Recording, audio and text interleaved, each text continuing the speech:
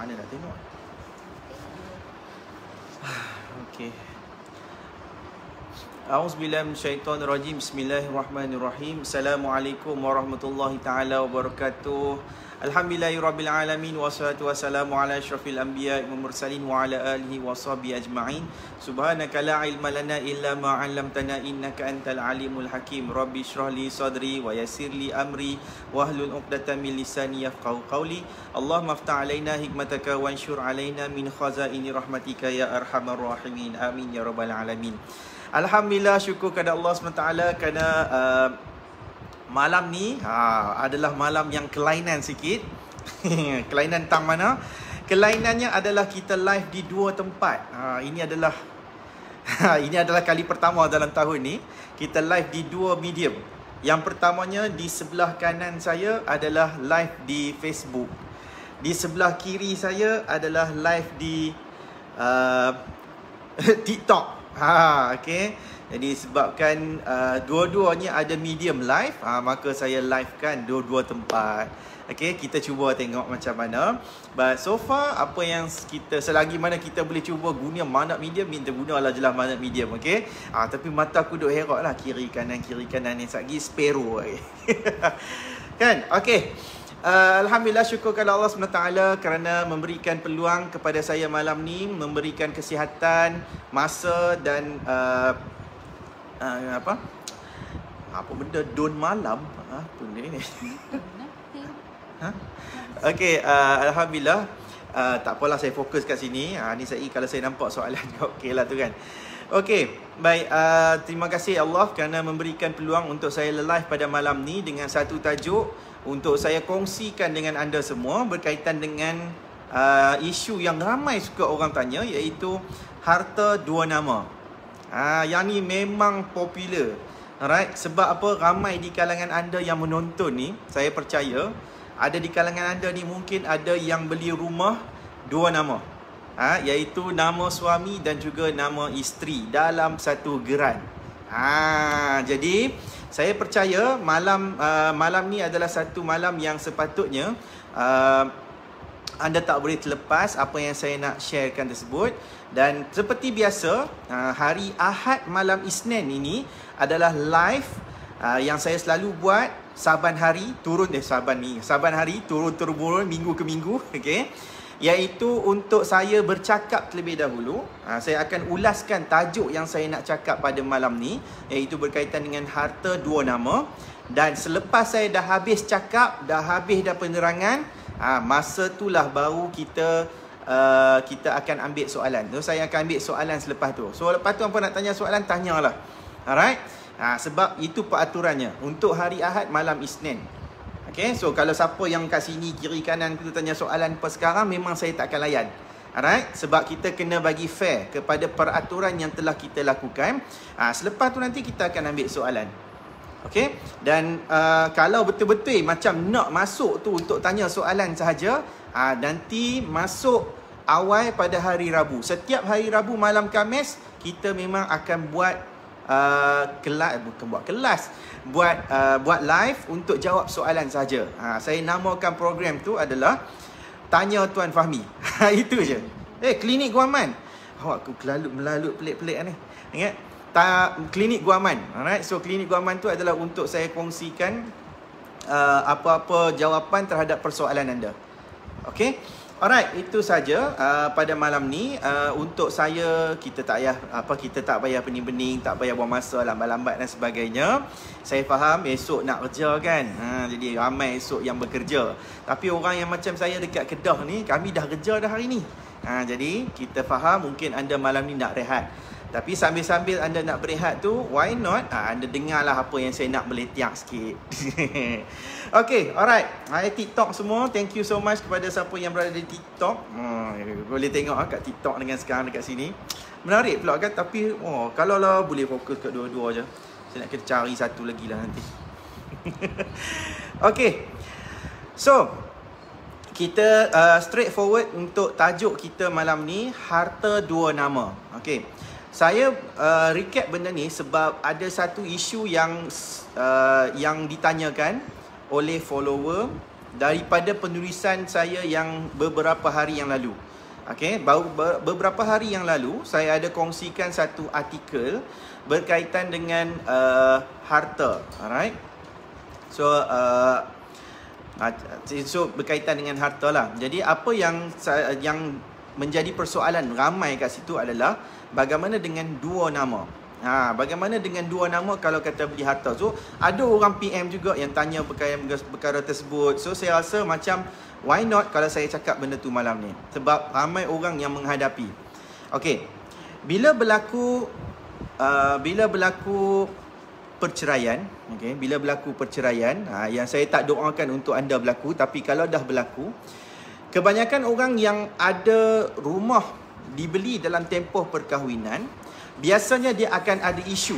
Alright? Biasanya dia akan ada isu kalau rumah tu dua nama.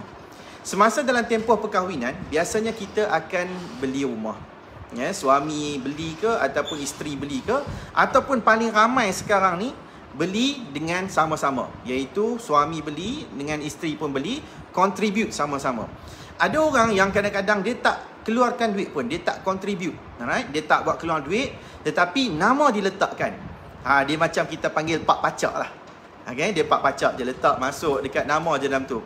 Kadang-kadang ada tujuan dia dimasukkan tu sebab untuk memudahkan loan mungkin. Sebab kadang-kadang bank ni dia kata kena ada seorang lagi, kena ada third party, kena ada seorang lagi untuk support. Jadi kita pun okey lah, tak apa, kita pun terpaksa lah kan, sebab kadang-kadang kita tak boleh nak lulus beli rumah. Jadi kita pun terpaksa lah meletakkan, kan, terpaksa meletakkan nama seorang lagi, iaitu mungkin nama suami ataupun nama isteri. Depends apa yang menjadi major dia. Okey.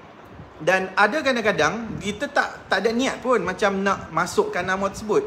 Tapi mungkin kita nak rasa macam andai kata berlaku mati semua tu, so dia akan menyebabkan satu lagi pentadbir ni dilantik secara automatik sebagai penerima kan. So ada juga keadaan yang macam tu. Okey, tetapi bila berada dalam fasa perkahwinan, perkara yang kita tak boleh nak elak.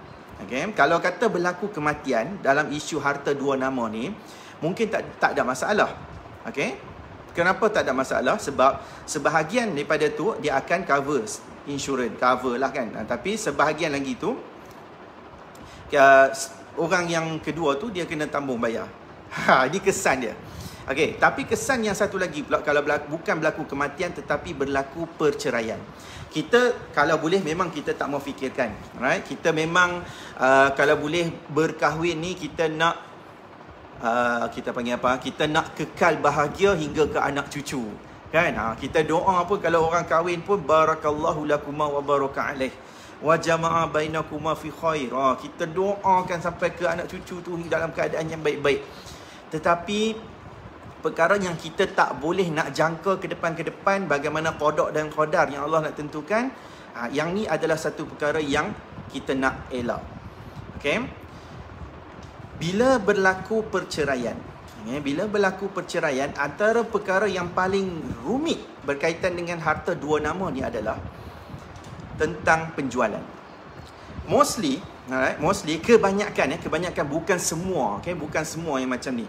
Tapi kebanyakannya masing-masing ni ada yang nak jual, ada yang tak nak jual. Saya selalu kongsikan dengan anda semua, kalau katalah harta sepencarian ni kita beli dalam tempoh perkahwinan, dia memang harta sepencarian. Okey, tak kiralah suami beli ke ataupun isteri beli ke, memang nama dia harta sepencarian. Okey. Dan yang kedua pula, kalau dalam geran, especially saya cakap tentang rumah. Kalau dalam rumah memang ada nama suami juga ataupun nama isteri, walaupun dia tak buat keluar duit sebagainya, itu pun salah satu tanda yang itu adalah harta sepencarian. Okey, yang tu dia punya basic pemahaman. Jadi bila kita dah ada benda tu sebagai harta sepencarian, maka dalam keadaan ini yang kalau yang pihak-pihak ni sama-sama bayar, biasanya tak jadi isu sangat, sebab masing-masing ni dia faham kalau kata berlaku perceraian. Okay, saya doakan hampa semua baik-baik tau ni kalau kata terjadi kepada diri masing-masing lah. Okay, katakanlah berlaku perceraian, ada pihak, okey, ada pihak yang tak mau, tak mau untuk nak menjual. Okey, saya cerita apa sebab semalam, okey, kemuncak untuk saya nak bercerita pada malam ni adalah semalam saya ada satu saya kan janjikan, baru ni kan birthday saya janjikan untuk saya konsult 10 orang. So alhamdulillah baru 7 orang, penat dah 7 orang tu. So salah seorang yang saya konsult tersebut, saya tak mau bagi tahu nama, okey. Dia ceritakan macam ni, saya sampaikan je lah. Mungkin ada kaitan dengan cerita hampa semua ni, saya tak tahu, okey. Tapi yang ni saya bercakap tanpa menyebut mana-mana pihak. Cuma story dia tu adalah untuk kita ambil pengajaran. Iaitu seorang isteri ni, dia beli rumah tersebut. Dia beli, dia everything dia bayar. Daripada deposit, guaman, semuanya dia bayar. Okey. Tetapi masa awal tersebut, dia nak meletakkan nama suami dia juga. Okey, masa awal perkahwinan, biasanya memang di awal perkahwinan ni kita nak bubuh nama. Kan di saat bunga-bunga cinta, so kita nak bubuh. Okey, so tak ada masalah. It's okay. Alright. Tetapi nak dijadikan cerita, ujian yang melanda adalah berlaku perceraian. Bila berlaku perceraian ni, yang berlaku kepada empunya badan tersebut adalah dia dipaksa dihalau keluar rumah. Suami dia yang tak bayar langsung, okey, tak bayar langsung tau. Tak bayar langsung, halau dia keluar rumah. And then tak bagi dia ambil apa-apa barang pun. Sedangkan barang dalam rumah tersebut semuanya isteri dia beli. Okay. So bila dia keluar, and then dia cuba buat report polis. Dia nak buat report polis tentang apa? Saya kata tak boleh. Kalau buat report polis pun saya percaya memang tak akan boleh buat apa tindakan. Sebab kita nak kata menceroboh, tak boleh menceroboh. Sebab itu suami ataupun bekas suami. Bahkan tambahan pula, nama dia ada dalam geran. Apa faham tak? Yang mana yang ada dekat dalam TikTok? Okey? Nama dia ada dalam geran. Bila ada nama dalam geran, kita tak boleh nak kata menceroboh. Ini yang berlaku kepada wanita tersebut. So, okey. So, bila dah berdiri perkara macam tu, dia tanya saya, apa yang nak buat? Jawapannya, tak lain, tak bukan, tak ada. Sebelum tu. Jadi, saya tanya, pernah tak puan minta kata nak jual? Dia kata, saya memang nak jual. Saya memang tak mau ada rumah tu. Tapi masalahnya adalah, si lelaki ni, bekas suami ni, dia tak mau sign. Dia pun tak mau sign. Dia dah jumpa, dah ada buyers lah, dah ada pembeli, dah ready dah buyers. Pembeli tu nak beli. Tetapi, bila satu pihak lagi yang ada dalam geran, yang tak ada sumbangan pun, dia tak mau sign, maka kita tak boleh nak buat apa-apa.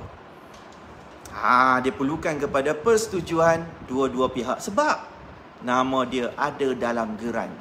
Okay, there's no wrong. Dia tak boleh nak kata apa sebab dia tak mau sign. Dia tak mau serahkan. Walaupun mungkin ada amount yang nak bagi sebagainya. Kerana apa tau? Kerana dia kata dia nak bahagian dia. Dia nak duit. Dia nak berapa persen? Dia nak 50%. Kenapa 50%? Sebab dia kata nama ada dalam tu juga. Itulah yang berlaku. Jadi dia tanya kat saya, apa nak buat? Jawapannya tak lain, tak bukan, puan-puan dan tuan-tuan yang menonton. Tak lain dan tak bukan, jawapannya adalah kita kena buat tuntutan harta sepencarian. Dah nak kena naik mahkamah tinggi syariah pula. Siapa rasa macam benda tu dia biasa dengar sangat? Dia macam, macam biasa dengar je. Yang ni cerita semalam tau. Daripada 10 orang yang saya kata saya nak ambil untuk consultation, ni orang yang ke-7. Penat. Orang yang ke-7 saya dengar, tapi cerita dia cerita yang tu. Dia tak mau jual. Pihak satu lagi ni. Okay, so ini antara contoh kesan yang akan berlaku kepada rumah dua nama. Mostly memang siapa-siapa pun kita rasa macam once dah berkahwin, kita nak beli rumah. Okey, semua pasangan, saya percaya kebanyakannya semua nak beli rumah. Sebab rumah tu aset. Okey, aset kepada kita. Kalau kita jadi apa pun, at least kurang-kurangnya dia ada nilai tambah kepada diri kita. Okey. Tetapi bila berlaku ujian yang berkaitan, kalau ujian kematian cerita lain. Ujian kematian, kalau katalah tak bercerai. Okay? Tak bercerai tapi pasti kita akan mati. Let's say lah, mati dalam tempoh perkahwinan.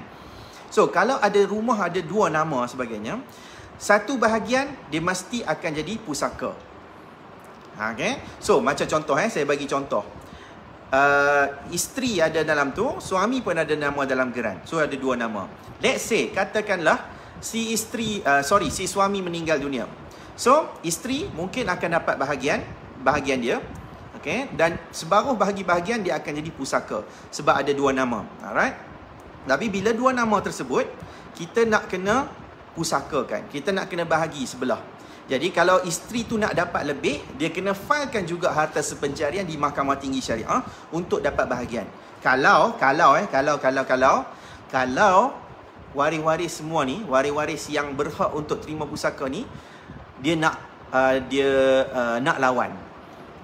So dia kena fight harta sepencarian. Tapi kalau katalah waris ni semua jenis baik-baik, jenis tak mau ambil pun, tak mau kacau pun reta-reta semua ni, dia boleh buat penolakan. Yang tu tak ada masalah kalau nak buat penolakan. Macam contoh saya ada story orang lain juga yang suami ni meninggal, jadi tinggal isteri dengan 3 anak perempuan, dengan 2 orang anak perempuan. Alright, so 2 orang anak perempuan ni, jadi tak ada waris lelaki lah. Jadi dia akan pergi kepada bapak dah tak ada, tapi dia pergi kepada adik-beradik lelaki. So adik-beradik lelaki si mati ni, mereka ni semua orang yang ada duit, yang ada pendidikan, orang yang tak mau pun nak kacau duit anak saudara, bekas isteri abang dia, sebab mati kan, saudara lelaki mereka ni meninggal. Jadi mereka buat penolakan. So tak ada masalah, baguslah. Bila penolakan tersebut, kita pun tak payah naik mahkamah untuk harta sepencarian. Kita pun boleh settle terus pusaka. Bahkan rumah tu boleh jadi 100% milik kita, tanpa perlu bedak dan sebagainya. Kan? It's okay. Itu baguslah kat situ. Jadi, bila berlaku harta sepencarian, pastinya kes ni akan lama. So, berbalik kepada kisah yang saya cakap tadi, apa berlakunya? Mau tak mau, dia kena, wanita ataupun bekas isteri ni kena naik mahkamah syariah untuk dapatkan perintah harta sepencarian. So, pihak lelaki akan dapat tak? Saya ada kata ada 2 kemungkinan. Okay? Ada 2 kemungkinan. Kemungkinan yang pertama, yang ni biasanya berdasarkan kepada pengalaman juga, dia depends. Pengalaman saya yang pertama adalah, ada keadaan yang hakim tak bagi apa pun. Sebab kalau suami ni, dia hanya sekadar pak pacak sahaja. Nama dia hanya ada dalam geran sahaja. Dia hanya nama je, tak ada benda lain pun, tak buat keluar duit apa pun, yuran guaman, duty stamp apa pun tak buat keluar. Jadi ada keadaan yang pertama, hakim tak bagi apa-apa sebab tidak ada sumbangan langsung, bayaran bulanan ke, cukai pintu ke apa semua tak bayar, so tak dapat apa. Sebab harta sepencarian, kalau lelaki nak tuntut, dengar betul-betul saya bukan cakap ni on behalf apa-apa, tapi atas sebab ilmu sahaja. Kalau seorang lelaki nak tuntut tu harta sepencarian, nak tuntut harta yang isteri beli, 100% harta sepencarian, dia mesti kena ada sumbangan. Dia mesti kena ada keluar wang ringgit. Kita sebut sumbangan langsung, direct contribution. Sama ada dia bayar tu bulanan ataupun dia bayar sebahagian, duty stamp ke, deposit ke, yang tu. Kalau dia ada keluar, maksudnya dia ada sumbangan langsung. So kalau dia ada sumbangan langsung, maka kita akan katakan dia mungkin akan dapat at least lah kan, dia akan dapat mungkin at least 40% ke 50%. Mungkin 30%. Depends. Bergantung kepada pembuktian, bergantung kepada keterangan. Ada pakai percentage, ada juga pakai pengangka penyebut. 1/3 ke, 2/3 ke, 1/2 ke. Ikut kepada mahkamah. Kemungkinan yang kedua adalah kalau hanya sekadar pak pacak sahaja. Nama tu hanya tumpang dalam tu sahaja. Tak ada benda lain juga. Ada juga keadaan yang mahkamah bagi juga. Saya pernah dengar mahkamah bagi 5%. Mahkamah bagi 5% bahagian harta sepencarian kepada bekas suami. Sebab apa? Sebab bila nama tu ada dalam kontrak, that means maksudnya seolah-olah dia membantu. Saya tak tahu the whole case, tapi bila kita dengar kisah tu, okey. So alasannya adalah sebabkan bila ada nama dalam tu, seolah-olah itu pun salah satu kepada direct contribution. Sumbangan langsung dia dalam situ untuk memudahkan pembelian rumah tersebut. Pun boleh jadi juga. So, mana satu hak nak pakai? Depends, bergantung kepada kes anda dan bergantung kepada hakim yang bakal kita berdepan tersebut. Faham tak? Faham dekat TikTok, faham dekat sini pun faham. Okey, so itulah isu yang selalu berlaku. So, apa yang kalau isteri pula macam mana? Kalau contohlah kan, isteri ni pak pacak. Ni kebanyakan yang paling banyak sekali berlaku lah, isteri hanya tumpang saja. Okey, tumpang nama, banyakkan laki beli. Okey. Bila isteri tu hanya sekadar ada nama sahaja, alright?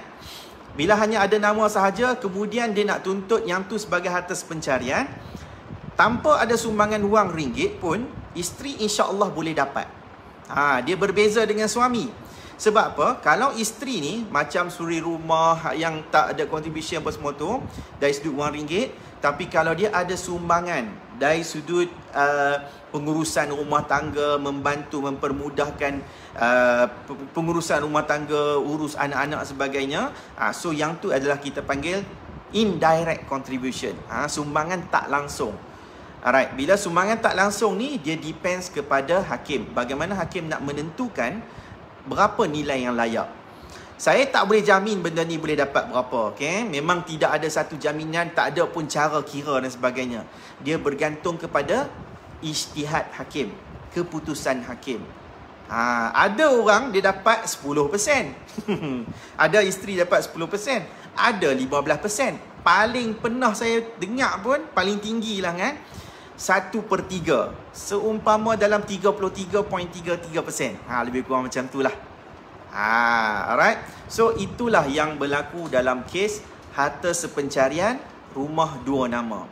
Jangan kata rumah lah, tanah ke apa sebagainya pun, macam tu lah kisahnya. Alright, so far faham okay. So kalau apa dah faham, kesimpulan yang saya nak bagi kepada hampa semua based on cerita yang saya kongsikan malam ni adalah, kalau kita ada kemampuan, kalau kita ada kekuatan kewangan, beli harta bubuh atas nama tunggal.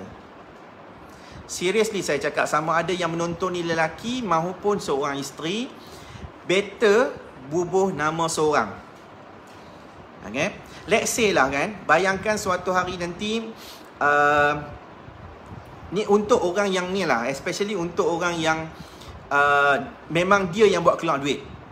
Okay? Ni special, khusus untuk orang yang nak buat keluar duit, yang nak bayar bulan ni. Okay? Yang nak bayar bulan ni, kalau boleh sendiri, biar letak nama sendiri. Sebab takut nanti ni hampa timbul isu kata tak mau sign dan sebagainya. Yang ni lah yang kita nak elak. Alright. Tapi kalau katalah ada nak buat tuntutan pun, sekurang-kurangnya kita kena pergi ke Mahkamah Syariah juga untuk dapatkan perintah atas pencarian. Okay, so kesimpulannya, yang terbaik tu adalah nama tunggal. Kalau ada nama dua orang ni, sehari kita mulalah kata tak adil lah dan sebagainya. Alright. So itulah kesimpulannya pada malam ini. Okay, saya benarkan untuk anda letak soalan. Okay, sama ada di Facebook punya live ataupun TikTok punya live. TikTok pun ada juga kan. Okay, cuma TikTok tak ramai lah. Biasa sebab first time buat live kat sini. Okay, so siapa boleh tanya, anda boleh tanya. Saya nak minum dulu. Apa semua okey no? Dia bukan apa, bila buat live kat dua-dua ni, dia jadi sakit, jadi mata Ustaz. Aku nak tengok mana ni kan. Kalau macam dekat apa berita pun, sehari Ustaz kawan dia tengok kat sini, kawan tengok sini.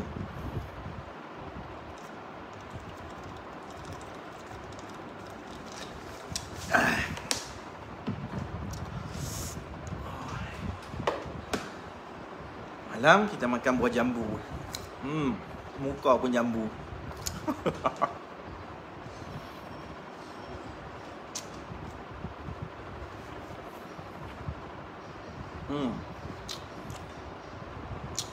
Ni yang dekat apa? Yang dekat TikTok ni hampa tak ada nak bagi ku ni ke apa? Kadang-kadang kan dia suka boleh dapat macam-macam kan. Diamond lah, apa benda lah.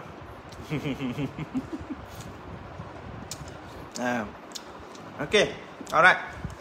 So far faham Okay, saya tengok dulu soalan dekat sini. Okay, tadi saya nampak soalan yang betul-betul selepas daripada saya habis cakap Okay, soalan bermula daripada Nabi Linda, NABIYLYNDA, Nabi Linda. Kalau isteri penama pertama tapi sekarang rumah disewakan pada kawan ex-habi, tiap-tiap bulan sewa ex-habi. Apa benda ni? Tiap-tiap bulan sewa ex-habi. Tapi bulanan asyik kurang dan asyik call saya sebab penama pertama. Apa? Tak faham. Koma pun tak ada. Saya tak faham soalan. Next. Apa janganlah rugikan peluang. Kalau dapat tanya tu, tanya biar soalan dia elok sikit. Kena ada tanda soal ke? At least barulah faham. Bagi macam aspek saya nak faham semua, matilah kan. Okay, saya kesan asli ke apa ni? Sinilah. Sini pun macam tu juga. Saya akan ambil soalan pada selepas saya habis cakap, boleh letak soalan je. Okay. Assalamualaikum. Nak tanya kalau nak tentut nak tuntut atas pencarian tapi atas nama suami, tapi dalam harta tu ada duit isteri, boleh ke nak tuntut? Boleh. Alright. Kalau kita ada sumbangan langsung, memang kita boleh tuntut. Kalau isteri ni tak ada sumbangan wang ringgit pun, dia boleh tuntut. Suami kalau dia nak tuntut harta yang isteri beli, dia kena buktikan sumbangan langsung, apa duit yang dia keluarkan. Okay? Tapi kalau isteri, kalau dia tak ada sumbangan wang ringgit pun, insya-Allah cuma dia kena buktikan yang dia buat kerja rumah, buat kerja everything untuk bantu memudahkan urusan. Sama ada bawa suami pergi beli ke, bawa pergi tengok show house ke dan sebagainya. Mungkin lah kan. Bantu pergi, bawa pergi kat pejabat peguam ke, ada setengah orang macam tu kan. Bawa pergi pejabat tanah, bawa pergi apa, nak dapat job suruh sign suruh sumpah. Okey. Dahlia Lia. Kahwin 1 tahun 6 bulan. Dalam tempoh tu ex-husband beli tanah dan buat rumah sewa sederhana 2 pintu. Kami ada anak. Bolehkah saya menuntut harta tu? Boleh tuntut harta sepencarian. Syarat dia, okay, syaratnya adalah harta tu dibeli. Dibeli dalam tempoh perkahwinan. Okay, satu dalam mesti dibeli dalam tempoh perkahwinan. Yang keduanya adalah, kalau kita nak tuntut harta tu harta sepencarian, dia mesti berlaku dalam 3 keadaan. Alright? Apa 3 keadaan tu? Yang pertamanya, kalau nak tuntut atas pencarian, dia mesti berlaku perceraian. Okey, kalau berlaku perceraian baru kita boleh tuntut. Atau yang kedua berlaku kematian. So kalau kata salah satu kematian, kita nak tuntut atas perceraian, kita boleh tuntut. Atau yang ketiga adalah suami disahkan berpoligami. Okey, saya kena sebut disahkan berpoligami. Sebab apa? Ada orang dia kahwin dekat Siam, dia balik main Malaysia, dia tak buat pengesahan lagi. Jadi dia belum disahkan berpoligami. Jadi bila belum disahkan poligami, maka isteri pertama contohnya tak boleh tuntut harta tu sebagai harta pencarian di Mahkamah Tinggi Syariah. Ni 3 keadaannya. So kalau anda salah satu daripada golongan tu nak tuntut atas pencarian, memang rumah tu dibeli dan tempoh perkahwinan, buat dan sebagainya, boleh. Okey, tetapi halangan yang paling best sekali apa dia tahu?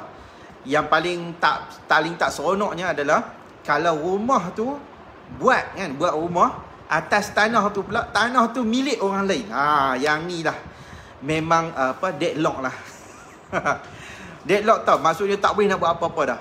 Okey, dia akan jadi satu kerugian. Sebagai contoh saya pernah ada satu kes dulu yang mana bekas isteri nak tuntut rumah sebagai harta pencarian. Suami isteri ni dia buat rumah tu, dia buat rumah atas tanah yang dia rasa tanah tu tanah suami. Okay, so atas tanah, dia anggap macam tanah tu tanah suami. Tengok nak jadi cerita lah kan, nak jadi cerita. Tanah tu nama bukan nama suami. Nama bapak suami, dah bapak mentua lagi. Mana nak jadi? Okey, seolah-olah kita buat atas tanah orang lain. Jadi nak tuntut apa? Rumah tu saja. Nak tuntut tu boleh. Nak tuntut rumah tu setia sebagai harta pencarian. Boleh. Tetapi macam mana nak kuat kuasakan? Kan dalam perintah atas pencarian dia akan kata diperintahkan hendaklah dijual dan dibahagikan mengikut kadar. Saya tanya kat hangpa semua ni dekat TikTok ke, dekat live ni, dekat Facebook live ni kan. Siapa yang dekat sini rasa nak beli rumah, rumah tak ada geran. Geran atas nama orang lain. Siapa rasa nak beli rumah macam tu? Tobat lahum siapa pun tak mau Sebab apa? Sebab bila kita beli tu tapi tak ada bukti, kita tak boleh tukar nama kita. Kita bayar duit saja lagi. That's why deadlock saya kata. Okay. Usup sate. Rumah dua nama, bolehkah kita buat hibah atau wasiat? Okey. Rumah kalau kita nak buat hibah boleh, nak buat wasiat pun boleh. Right? Boleh. Cuma kalau kita nak buat rumah dua nama ni, kita nak buat hibah, kita kena buat hibah bahagian kita saja dulu. Sebab kita belum tahu lagi yang dia adalah milik kita sepenuhnya ataupun dia bahagian atas pencarian. For sure, dia kemungkinan besar dia adalah harta sepencarian. Jadi kalau kita nak buat hibah, kita hanya boleh hibah bahagian kita saja. Sebab rumah ni kita anggapkan dia macam satu aset, satu nilai. Bayangkan dia adalah wang. Dia adalah wang. Wang kita separuh macam tu dah contoh dia. So kita hanya boleh hibahkan bahagian kita separuh contoh dia. Okey. Jadi kalau nak buat hibah ni, kalau kata ada dua nama ni, is a big problem. Sebab bagaimana kita nak hibah separuh sahaja? Sebab hibah dia mesti dalam keadaan, hibah ni dia ada rukun, dia ada syarat dia. Nak hibahkan suatu barang tersebut, dia mesti pemilikan penuh, milik penuh. Macam mana kita nak buktikan benda tu milik penuh? Sedangkan rumah tu ada dua nama, mungkin ada dua loan. Jadi tak boleh nak buat macam tu. Unless kalau kata dah dijual ataupun dah diisytihar bahagian harta sepencarian contoh dia. So yang tu sebahagian tu adalah milik kita. So nak hibahkan bahagian milik kita, yang tu boleh. Tetapi apa yang kita boleh buat? Hibah perjanjian je lah. Hibah perjanjian. Yang ni adalah tajuk lain. Kalau nak buat wasiat, wasiat pun boleh. Okay, tapi wasiat kita kena tahu satu perkara. Wasiat dia tak boleh lebih daripada 1/3. Let's say, katakanlah rumah tu nama satu nama sahaja. Okay, satu nama sahaja, nama kita sendiri. Kalau kita nak wasiat pun, kita tak boleh wasiat kepada ahli waris. Kita nak kena wasiat kepada bukan ahli waris. Okay, so katakanlah kita nak wasiat tu kepada let's say lah kan, Cik Usup nak wasiat kepada saya. Tiba kita kata ada kaitan kan, saya layak menerima wasiat. Contoh lah kan. So wasiat tu setakat 1/3 saja daripada nilai rumah. Iya, itu sahajalah. Okey, baik.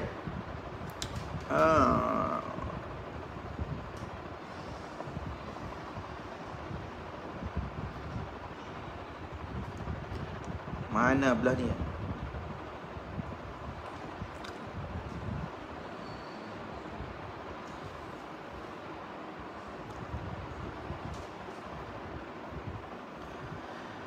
Hazlin 115. Kalau kes bercerai macam mana pula? Ada pula tunggakan tak bayar. Bolehkah rumah itu dijual? Nama pertama ex-wife. Contoh kalau salah seorang meninggal, adakah waris akan dapat rumah itu atau buat hukum faraid tapi pasangan dah bercerai?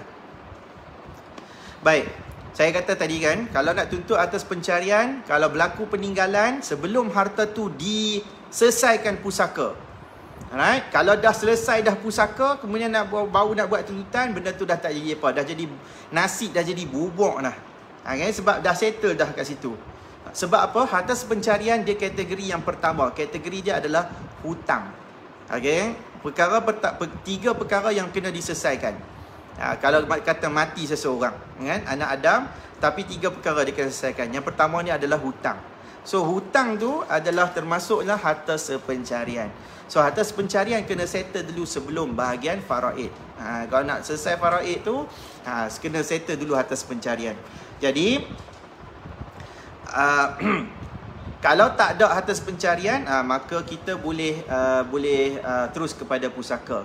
So kalau kata berlaku perceraian, cerai hidup dulu, kemudian tak buat apa lagi, so should be kena buat atas pencarian. Okey, tetapi tengok pada keadaan. Sekarang ni keadaannya adalah yang kita nak tentukan rumah tu dalam geran masih nama siapa. Kalau nama dalam tu masih nama si mati, should be kita boleh filekan atas pencarian. Sebab dah berlaku kematian. Okey?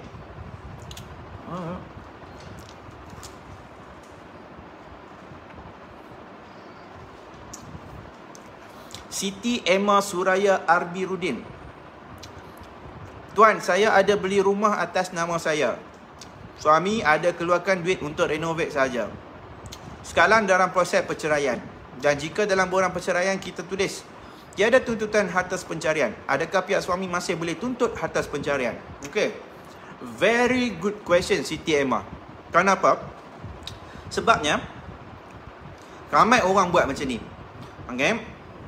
Kita kata setuju, kita buat perjanjian, kata takkan tuntut apa-apa, takkan tuntut mut'ah, nafkah iddah, nafkah tunggak, harta sepencarian. Okey. Kita nak bercerai. Setiap perceraian, setiap perceraian dia akan berlaku permulaannya di mahkamah rendah syariah. Okey. Nak bercerai, nak filekan perceraian, dia akan berlaku di mahkamah rendah syariah. Kita duduk kat daerah mana? Daerah itulah yang kita akan pergi mahkamah rendah untuk filekan perceraian. Bidang kuasa ataupun kuasa hakim mahkamah rendah syariah, dia terhad. Sangat terhad kepada isu berkaitan dengan cerai, mut'ah, nafkah iddah, nafkah tunggak. Okey. Kalau kita nak gugur yang tu sahaja, contoh suami kata saya boleh ceraikan awak, tapi dengan syarat awak jangan tuntut bla bla bla bla semua ni. Okey, jangan tuntut mut'ah, nafkah iddah, nafkah tunggak. So isteri pun setuju. Okey, kita boleh setuju. So hakim boleh catat. Hakim boleh masukkan benda tu dalam perintah. Sebab kuasa dia mahkamah rendah. Okey. Tetapi harta sepencarian dia kuasa hakim mahkamah tinggi. Okey, kuasa hakim mahkamah tinggi syariah. Okey. So kalau hakim mahkamah tinggi syariah yang ada kuasa untuk buat benda tu, maka kalau kita nak bercerai di mahkamah rendah, ada perjanjian kata kita takkan tuntut atas pencarian. Okey. Benda tu kebanyakannya mahkamah tak akan rekodkan. Sebab kuasa hakim mahkamah rendah syariah. So nak buat macam mana? Nak buat macam mana? Ada dua keadaan. Keadaan yang pertama adalah kebanyakannya boleh direkodkan, boleh masuk dalam perintah, tetapi dia kena bawa pula kes ni ke mahkamah tinggi untuk endorse. Untuk endorse. Okey, kena file jugalah macam mana pun sekalipun. Kena filekan kes di mahkamah tinggi juga untuk endorse sebab kuasa hakim mahkamah tinggi. Dia boleh, ada setengah hakim dia membenarkan untuk masukkan gugur atas pencarian ke tak mau tuntut atas pencarian tu dalam perintah cerai. Ada juga. Okey. Tetapi dia kalau hanya kita tak pergi ke mahkamah tinggi, dia hanya ada dalam perintah tu sahaja, dia akan jadi perintah separuh masa lah. Dia tak ada apa-apa sangat nilai. Okey.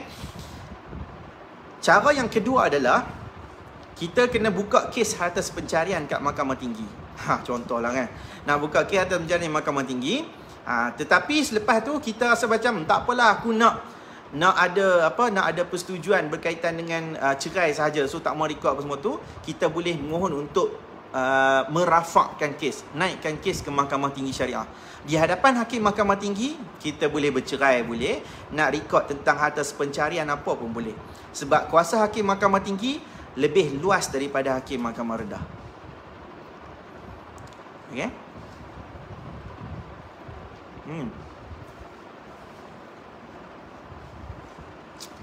So, jawapannya untuk di sini, kalau katalah kita tulis kata tiada tuntutan harta pencarian dalam perintah tu, and then suami nak tuntut juga harta pencarian, jawapan dia boleh. Saya cerita situasi. Makan tak? Tak pergi lambat pula kan. Okey.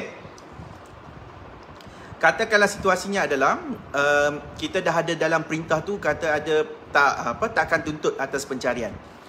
So, selepas tu dah habis dah dah habis dah edah sebagainya, kita nak tuntut pula atas pencarian. Sedangkan tidak ada pun endorse daripada Mahkamah Tinggi whatever, perintah Mahkamah Tinggi, maka kita boleh tuntut lagi atas pencarian. Ya, boleh.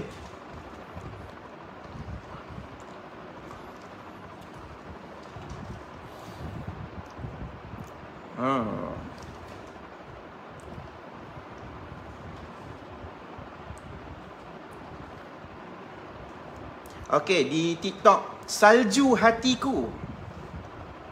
Boleh ke tuntut atas pencarian jika bercerai harta sebiji kereta nama suami tapi bayar sama-sama? Boleh. Dia harta pencarian dekat Mahkamah Tinggi ni, dia bukan sekadar rumah dengan tanah je.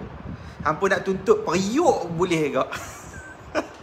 Ada orang yang tuntut periuk. Mungkin periuk tu bernilai kot kan. Mungkin saya pun tak tahu nilai tu berapa, tapi mungkin bernilai. So kereta ada nilai tak? Yang penting apa dia tahu? Bila kita nak file atas pencarian, make sure benda tu kita dapat buktikan. Benda tu dibeli dan tempoh perkahwinan. Kenapa orang tuntut rumah dengan kereta sebagainya? Sebab benda tu ada bukti pembelian bila. Periuk hampa beli ada bukti tak? Yang tu yang paling penting. Risik kita beli tu kadang-kadang kita pun tak tahu. Beli kat mana Padang Besar, risik apa pun kita tak dapat je. Kan? Kita beli kat supermarket pun kadang-kadang risik kita tak simpan. Apatah lagi kalau benda yang kita tak dapat buktikan bila kita beli tu. Okay? Sebab di mahkamah syariah, di mahkamah is all about evidence, bukti. Dalam bab harta pencarian, bukti yang paling kuat adalah bukti dokumen. Bagaimana kita nak buktikan harta tu dibeli dalam tempoh perkahwinan. Kemudian bagaimana kita nak buktikan yang kita ada sumbangan dalam pembelian harta tersebut. Kalau macam kereta, kita boleh tuntut sebab apa? Mudah, sebab ada geran. Dalam geran ada tertulis nama dan tertulis bila beli. Okay, so kita boleh tuntut benda tu. Cuma kita nak buktikan selebihnya adalah contribution, sumbangan kita kat situ. Alright?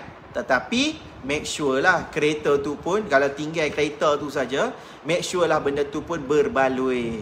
Sebab apa perempuan dan tuan-tuan yang menuntun nak naik kes Mahkamah Tinggi Syariah ni, kes harta sepencarian, biasanya mahkamah akan nasihatkan kena lantik peguam daripada awal. Jadi kalau lantik peguam pun ada kos, hampa jangan kata peguam bantuan guaman tak kena bayar nah. Zaman sekarang ni bantuan guaman pun kena bayar. So ada kos juga. Tak ada free dah sekarang ni.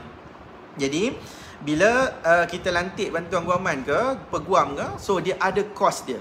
Peguam swasta lagi ada kos. So ada kos dia, berbaloi tak kos tu dengan harta pencarian tersebut. Itu je yang penting. That's why ramai orang yang tuntut atas pencarian ni, kebanyakannya rumah, tanah yang dia ada nilai tambah kat situ. Okay? Okay? Seronok pula tengok ada kiri kanan gambar sampai juling mata. Okay, Siti Idrus. Beli rumah loan 2 nama tapi dalam geran 1 nama. Tu macam mana pula ya tuan? Geran atas nama isteri sahaja. Loan 2 nama. Okay, so maksudnya dua-dua orang bayar lah kat situ kan? Alright. Kalau loan 2, tak kisahlah. Just sekarang ni yang penting tu, kalau kata geran tu atas nama isteri sahaja, okay, tetapi yang bayar tu isteri dengan suami. So, suami itu sebenarnya ada contribution, ada sumbangan dekat situ. Kalau dia ada sumbangan dari sudut wang ringgit sebab dia ada buat loan, dia pun bayar juga terhadap rumah tersebut, walaupun rumah tu 1 nama sahaja. So, yang tu tetap dikira ada sumbangan langsung dan suami tu berhak untuk tuntut yang tu pun sebagai harta sepencarian. Okay, sebab tengok kepada contribution dia, bukan tengok kepada dia buat loan tu saja. Kalau dia buat loan, isteri tu yang duk bayar juga, tak ada guna jugalah kan. Yang penting tu kena tengok contribution, sumbangan tu. That's why paling penting tu bukan dekat atas nama tu, bukan dekat atas geran, bukan atas nama SMP tu, tetapi bayaran. Apa bayaran yang kita buat? Okay?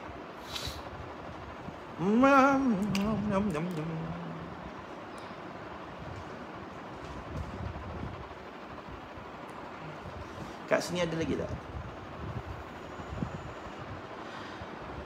JKJM.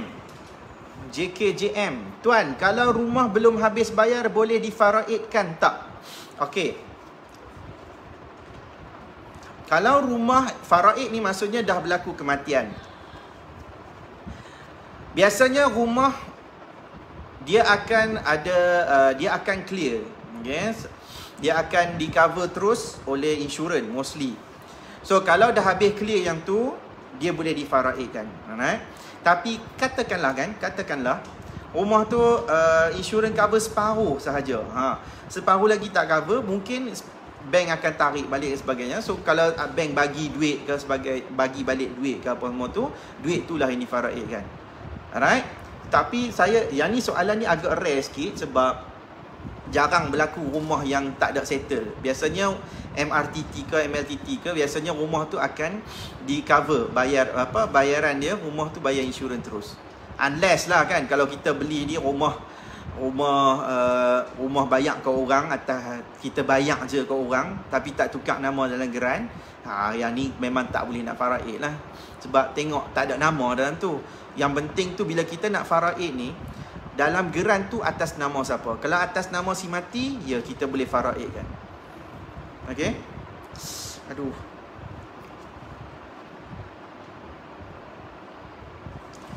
Syada Salim. Assalamualaikum tuan. Waalaikumsalam. Kalau pasangan cuma contribute untuk renovation, tapi tak bayar baiki kerosakan rumah, maintenance, tak bayar bil, tak bayar hutang rumah, loan dengan ibu mertua, berhakkah pasangan tuntut atas pencarian? Jawapannya ya. Jawapannya ya. Berhak puan. Okey. Tetapi bahagian dia mungkin tak banyak. Dia hanya boleh buktikan tentang contribute tu apa, dia buat renovation. Renovation tu berapa ringgit yang dia buat keluarkan.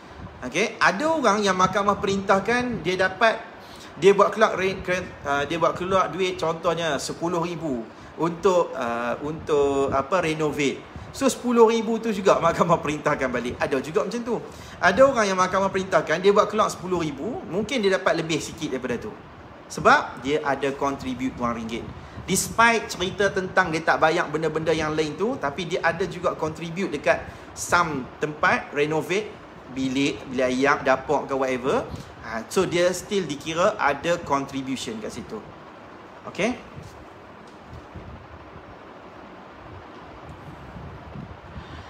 Tini Ismail. Tuan, macam mana bab hutang? Bekas suami ada hutang dan adakah saya perlu tanggung semua hutang tu? Bekas suami yang buat hutang, kenapa kita pula nak kena tanggung? Kalau saya tak berapa nak clear, sebab soalan ni dia macam tergantung sikit. Kenapa bekas suami yang buat hutang kita pula nak kena tanggung? Dialah kena tanggung. Kalau dia hidup lagi, dialah kena tanggung, bukan isteri. Okay? Bukan bekas isteri. Kalau dia buat tu, kalau bekas suami ni dia meninggal dunia, dia dalam keadaan dia berhutang. Okay? Hutang tak diwarisi. Okay? Hutang tak diwarisi oleh ahli waris. Ahli waris tak diwajibkan pun untuk bayar hutang. Okay? Cuma kalau kita rasa ihsan terhadap si mati ni, suami kita si mati, dia ada hutang, so kita rasa macam kita nak melepaskan beban dia dekat dunia ni supaya dia dapat tenang di sana, maka kita bayarlah hutang tersebut. Alright? Sebab tu ada orang tanya, tuan, kalau harta boleh difaraidkan, jadi hutang boleh difaraidkan tak? Jawapan dia tak. Tak ada faraid hutang.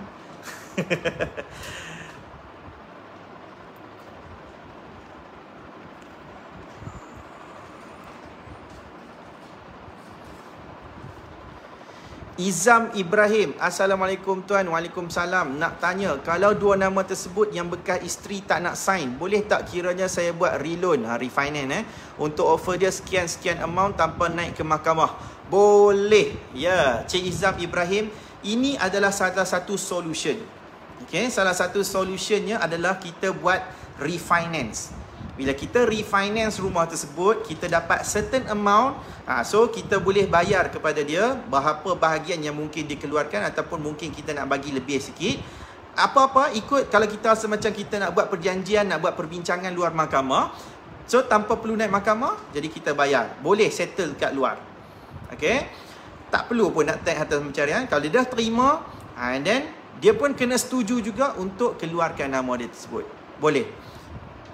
Ni salah satu caranya, iaitu kita refinance dan kita bayar sejumlah wang kepada bekas isteri supaya dia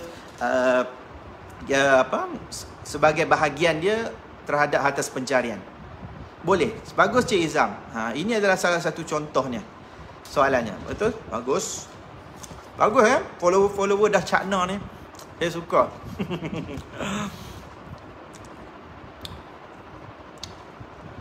Siti Munirah Rozali. Assalamualaikum tuan. Waalaikumsalam. Saya nak tanya, saya ada satu rumah yang dibeli oleh saya, loan dan potongan gaji saya juga semua. Saya dan suami dalam proses perceraian. Nama suami saya juga ada dalam agreement rumah dan tidak mengeluar duit sekupang pun. Oh, sekupang. Orang utara. Sekupang Adakah dia layak untuk menuntut atas pencarian sekiranya kami dah sah bercerai nanti? Macam saya cakap, basicnya adalah kalau rumah tu dibeli, dibeli dalam tempoh perkahwinan. Dalam tempoh perkahwinan, dia boleh dianggap tau harta sepencarian. Kan nama suami nama suami pun ada dalam agreement rumah. So maksudnya memang betul beli dalam tempoh perkahwinan. Alright. Cumanya kalau suami ni tak ada buat keluar satu kupang pun, sekupang. Asal mana ada orang sebut satu kupang kan. Sekupang pun dia tak buat keluar duit apa pun. Cuma dia sign je. Dia kata dia sign ni SMP. SMP ada nama dia juga. Basically dia boleh buat tuntutan harta pencarian. Tapi nak dapat belum tentu. Sebab ada dua keadaan. Macam saya cakap mula-mula tadi. Keadaan yang pertama, kemungkinan mahkamah akan bagi juga kepada dia sejumlah kecil. Mungkin 5%, mungkin 10%. 10% pun dah tinggi tu. Sebab tak buat keluar duit apa pun. Mungkin kurang daripada 5%, ikut ijtihad hakim. Ni keadaan yang pertama. Keadaan yang kedua adalah dia tak dapat apa langsung. Sebab tidak ada direct contribution. Tak ada buat keluar duit sedik pun. Jangan kata sekupang, satu duit pun tak ada. Kalau orang tu, kalau apa zaman-zaman yang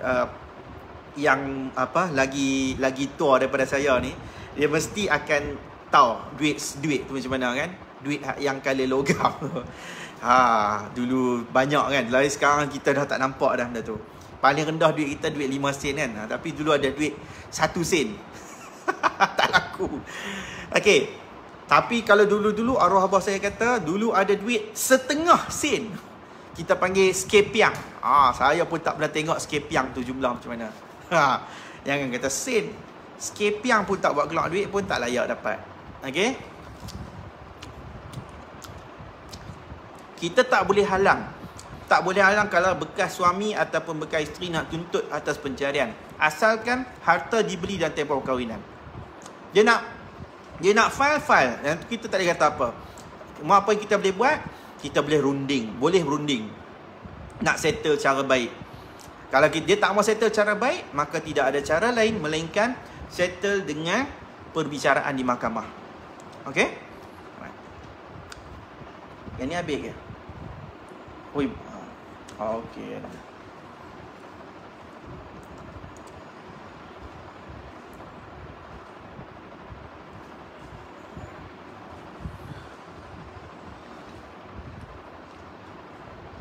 Mami lawa. Pelik dah. Mami lawa.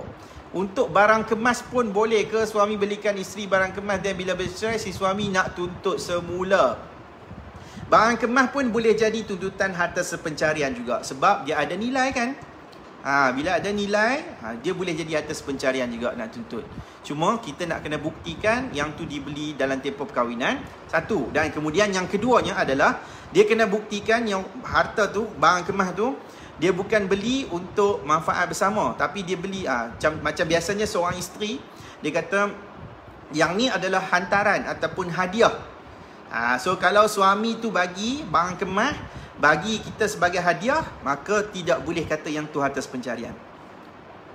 Hadiah. bila dah hadiah kan, macam mana nak tuntut kata harta pencarian? Habislah hadiah ni dah bagi, tak bagilah.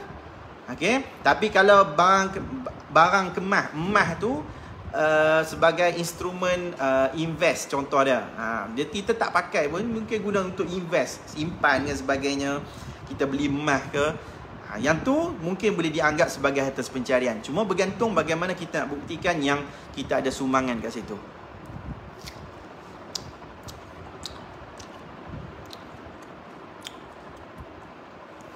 Dah ke apa dah? 10 dah. Okey, saya ambil soalan lagi 5 minit Dayang Senandung Azifa, tuan, macam mana harta seperti motor, kereta atas nama isteri tapi suami nak balik semua tu semasa proses perceraian? Kalau kereta tu semua atas nama isteri tapi suami ni mungkin dia bayar, contoh dia kan. Bila dia bayar, mungkin ada sebab, ada keadaan orang yang suami dia tak layak untuk masuk nama dalam geran. Mungkin sebab dia muflis ke, tak layak untuk buat loan dan sebagainya. Si isteri ni boleh. Tapi suami ni, dia yang duk bayar. Adalah dia punya duit datang daripada pekerjaan ke, daripada simpanan semua tu, dia yang duk bayar. Okay, so dia minta balik. Lepas bercerai ni, dia minta balik motor, kereta dan sebagainya. Okay, nak ambil tu boleh lah, tapi nak tukar nama tu mesti kena ada juga kan. So apa yang kena lakukan adalah, jawapan yang terbaik, kereta motor ni dia kena dijual. Itu je lah. Okay? Dia kena dijual, hasil jualan tu kena bagi balik. Kalau tidak, dia akan tergantung. Dia akan tergantung. Seolah-olah kita ni pakai kenderaan yang milik, sepatutnya milik suami, tapi sebab dia tak ada nama kat situ, jadi kita duk naik lah macam tu saja. So kalau tak mau panjang-panjang, tak mau naik ke mahkamah tinggi syariah semua tu, jual dan bahagikanlah ikut kadar yang kita setuju. Itu je lah. Okay, kalau tak dapat persetujuan, naiklah mahkamah tinggi untuk atas pencarian.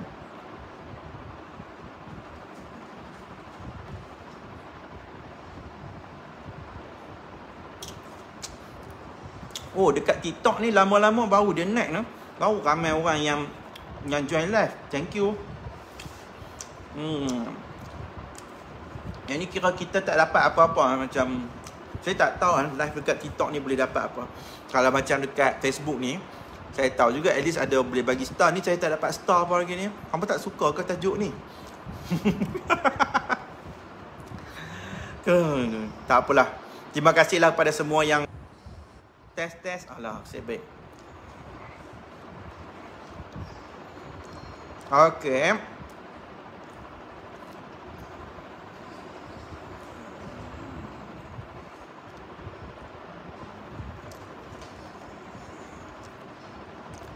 Banyak ilmu yang Tuan bagi, semua mati.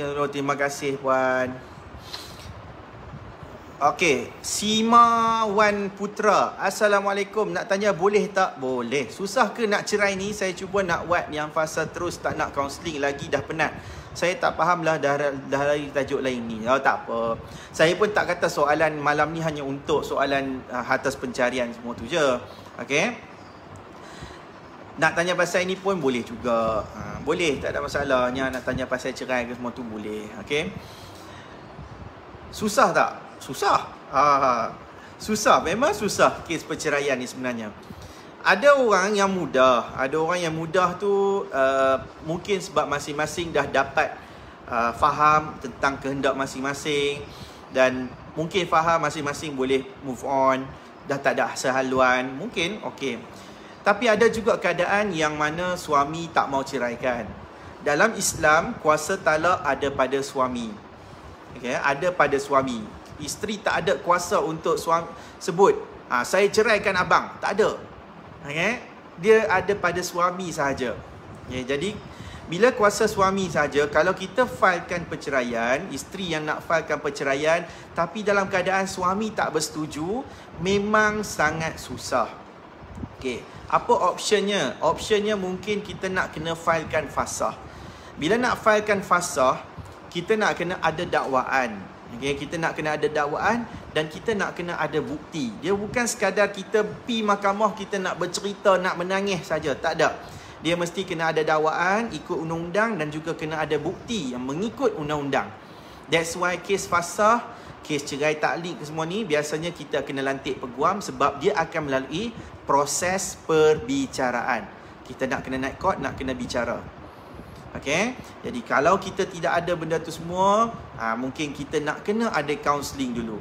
So memang itulah fasanya supaya kita nak lalui proses perceraian. Kalau kata suami setuju, maka selesai. Kalau suami tak setuju, kita kena ikhtiar bagaimana caranya. Kalau kita dapat baik balik, baik balik. Kalau tak dapat, dah tak boleh nak teruskan sebagainya, maka kita kena lantik peguam untuk uruskan kes fasah. Itu je lah. Okay, fasah ni benda apa? Fasah ni ada setengah orang dia tak tahu. Fasah ni maksudnya kita nak mohon perintah mahkamah untuk bubarkan perkahwinan. Hakim ada kuasa untuk bubarkan perkahwinan, cuma kena ada dakwaan yang betul, dakwaan yang tepat dan juga kita kena ada pembuktian yang kukuh. Okay. Alright. Okay, elok 10 minit. So, thank you so much yang dah live dekat Facebook dan juga dekat TikTok. Okey, hari ni bolehlah kita dapat buat live dekat dua tempat ni. Good experience. Okay, cuma apa yang saya nak bagi tahu, insya-Allah dari semasa ke semasa saya akan cuba memperbanyakkan. Okay, untuk anda semua saya akan cuba memperbanyakkan perkongsian-perkongsian mengenai pengurusan harta. Okay, sebab saya nampak isu ni antara isu yang besar dan berat juga bagi anda semua yang sedang melalui dan mungkin sedang nak faham sesuatu. Okay, saya terus kuat untuk buat macam ni sebab saya selalu dapat feedback daripada anda semua, daripada klien-klien yang sama ada klien daripada Guaman maupun klien AIA. Sebab untuk pengetahuan anda semua, selain daripada peguam, saya juga adalah takaful consultant. Saya menerangkan tentang bagaimana cara untuk pengurusan harta, bagaimana untuk buat hibah dan sebagainya. Kerana benda-benda ni semua adalah penting semasa kita dalam tempoh perkahwinan. Okay? Semasa kita masih lagi sedang sihat ni, yang menonton ni sedang sihat ni, benda ni lah yang kita kena sentiasa terus mempelajari. That's why salah satu perkara yang penting adalah pengurusan harta semasa dalam tempoh perkahwinan. Sebab once dah berlaku, kalau contoh na'uzubillahi min zalik, kita diuji dengan ujian perceraian. So time ni time kalau dah berlaku perceraian tu, kita pun tak kekok, kita pun tahu, oh dulu Tuan Fahmi pernah cakap macam ni. Okay, saya dapat feedback yang mana, Tuan terima kasih, kata sebab dengan video Tuan, sebab penulisan Tuan, sebab live Tuan yang saya follow dan sebagainya ni, membantu saya. Ramai orang cakap macam tu, yang kata walaupun ada orang yang mungkin dia kecam dan sebagainya, saya tak ambil peduli pun semua tu, selagi mana ramai orang yang akan kata saya dah banyak bagi dah banyak bagi maklumat dan sebagainya. So saya rasa kat situ pun dah satu kebanggaan juga kepada diri saya sendiri. Saya kat sini saya berterima kasih kepada anda dan saya doakan perkongsian yang saya sampaikan ni, at least lah kan, tak banyak pun sikit pun dapatlah menjadi manfaat kepada diri anda walau di mana anda berada. Saya dah cuba untuk bagi yang terbaik kepada anda. Okay, alright. So sebelum tu saya nak ucapkan terima kasih kepada semua yang isi borang, yang mana hari tu saya buat live, saya buat posting. Siapa yang nak berjumpa, siapa yang nak consultation untuk sebab sempena birthday saya, bukan consultation lah, lebih saya kata sembang santai dengan saya. So ramai sangat-sangat. Saya nak ambil 10 orang je, tapi hantar kepada saya dekat 200 orang, sampai nak pening. Aku nak tengok hak mana ni. Pening gila. So saya ucapkan terima kasih atas sambutan tersebut. Cuma saya selected bergantung kepada persoalan yang diajukan. Okay, alright. Itu saja daripada saya. InsyaAllah kalau anda berminat untuk dapatkan lagi apa-apa info, stay tune dengan saya. InsyaAllah kita akan cuba lagi berjumpa. Selagi mana saya masih lagi sihat, masih lagi kandung nyawa di dalam badan saya ni, masih lagi diberikan akal fikiran yang waras, insya-Allah selagi itu saya akan terus memberikan khidmat bakti kepada anda semua. Okay, TikTokers. Okay, FBians. Alright.